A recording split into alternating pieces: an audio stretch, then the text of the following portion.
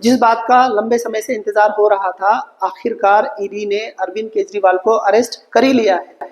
साथ ही साथ कई लीगल क्वेश्चन अराइज होते हैं, जैसे क्या अरविंद केजरीवाल अब सीएम बने रहेंगे, क्या उन्हें अब इस्तीफा दे देना चाहिए, अगर वो अपना इस्तीफा नहीं देते तो क्या वो जेल से अपनी सरकार चला सकते हैं। इन्हें समझने की कोशिश करते हैं। देखो, कानून में एक चीज बहुत क्लियर है, किसी पे एफआईआर होने के बाद में कुछ एलिगेशन लगते हैं और उसे अरेस्ट भी किया जा सकता है। अब एलिगेशन के आधार पे या आरोप के आधार पर आप किसी इंसान को गुनहगार नहीं साबित कर सकते या गुनहगार नहीं कह सकते। जब तक उस पर गुनाह साबित नहीं होता है या फिर जो गिल्ट प्रूवन नहीं होता है, तब तक वो इंसान कानून की नजर में इनोसेंट होता है, जैसे आम लोग होते हैं। अब उस आधार पर उस इंसान को अपनी सरकारी नौकरी या फिर कोई कॉन्स्टिट्यूशनल पोजीशन को छोड़ना ही पड़ता है, ऐसा बिल्कुल भी नहीं है।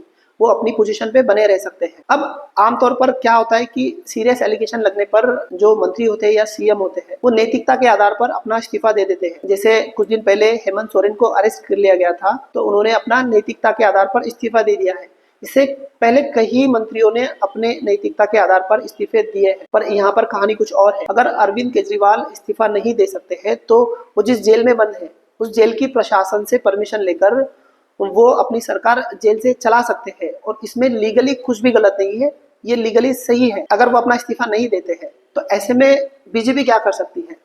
तो यहाँ पर कुछ दिन रुकने के बाद में वो अपने एलजी से जो दिल्ली सरकार है उसके कामकाज की रिपोर्ट मंगाएंगी और वहां पर जो हमारी कॉन्स्टिट्यूशन की कलम है 356, उसके तहत राष्ट्रपति शासन, जिसे प्रेसिडेंट्स रूल कहा जाता है, वो इम्पोज कर सकती है, इस बिना पर कि जो दिल्ली सरकार है वो कॉन्स्टिट्यूशन के हिसाब से नहीं चल रही है और जो दिल्ली असेंबली है उसे भी भंग कर सकती है। अब जो भी लीगल अपडेट होगा वो हम समझने की कोशिश करेंगे। अभी इतना ही। लीगल अवेयरनेस के लिए हमारे साथ बने रहिए। नेक्स्ट वीडियो में मिलेंगे, तब तक के लिए जय हिंद।